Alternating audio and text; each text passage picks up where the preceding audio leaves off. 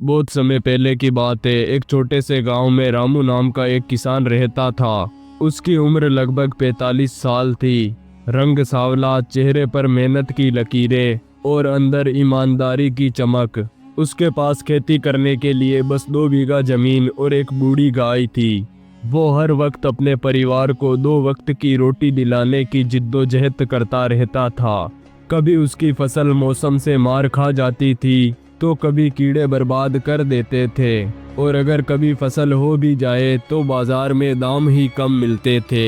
लेकिन एक बात के लिए रामू पूरे गांव में मशहूर था। रामू की मेहनत और उसके अच्छे कर्मों पर कभी शक नहीं किया जा सकता। हर सुबह वे सूरज निकलने से पहले ही खेत पहुंच जाता। चाहे गर्मी हो या ठंड या फिर बारिश, वो हर वक्त अपने खेत में काम करता रहता था। कई दिनों से बारिश नहीं हो रही थी और इस कारण से रामू की फसल सूख रही थी। घर में अनाज भी खत्म हो रहा था। पत्नी ने रोते हुए धीरे से कहा, अब क्या होगा रामू, बच्चे भी भूखे सो रहे हैं। रामू ने सिर्फ इतना कहा, कर्म कभी खाली नहीं जाते, भगवान देर करते हैं, अंधेर नहीं।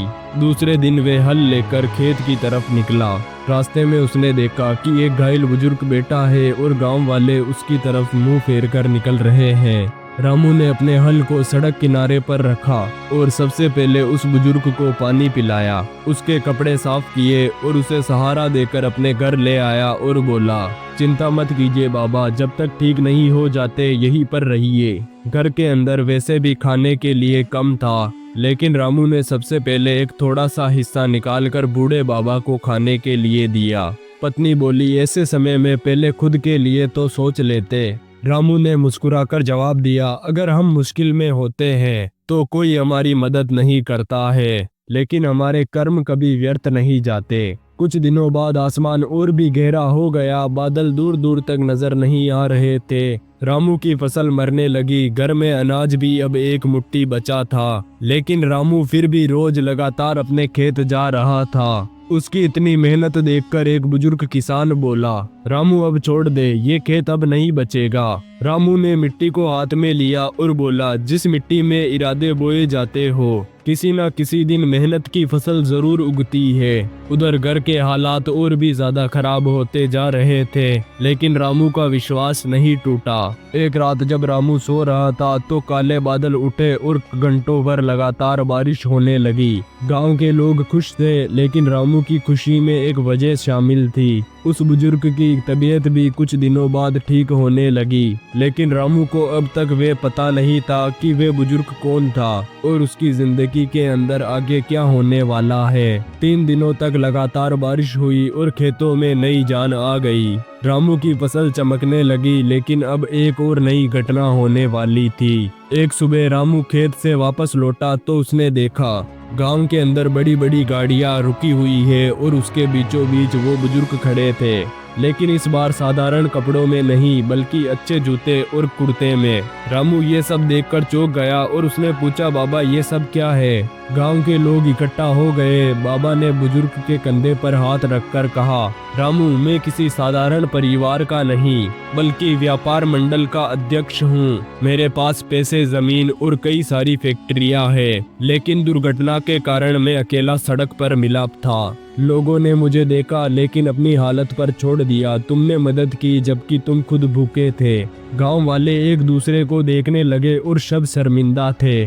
बुजुर्ग ने घोषणा की, आज से रामू मेरी कृषि परियोजना का साझेदार होगा। जितनी जमीन उसे चाहिए मैं दूंगा। दाम, मशीनें और हर सुविधा मेरी ओर से। गांव में खलबली मच गई। रामू की पत्नी की आंखें भर आई। उसने उस बुजुर्ग व्यक्ति के पैर पकड़ लिए। बुजुर्ग ने कहा, बहू, ये दान नहीं, ये कर्म का फल है। जिस इंसान के दिल में भलाई होती है, भगवान उसकी थाली कभी खाली नहीं रहने देते। अगले ही सीजन में नई मशीनें आई, सिंचाई की सुविधा लगी। रामू का खेत बड़ा हुआ। रामू ने और मेहनत की और उस साल उसकी फसल जिले में सबसे ज्यादा दाम लेकर बिकी। अब रामू गांव में दूसरे किसानों की भी मदद करने लगा। किसी के पास बीज नहीं थे, मैं दूंगा। किसी की फसल खराब हुई, चिंता मत करो, मैं साथ दूंगा।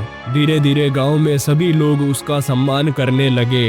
एक दिन वही बुजुर्ग फिर से रामू से मिलने आया और बोला, रामू, भगवान हर किसी की परीक्षा लेते हैं। तुमने भूख में भी किसी की भूख मिटाई, इसलिए जीवन ने तुम्हारा रास्ता बदल दिया।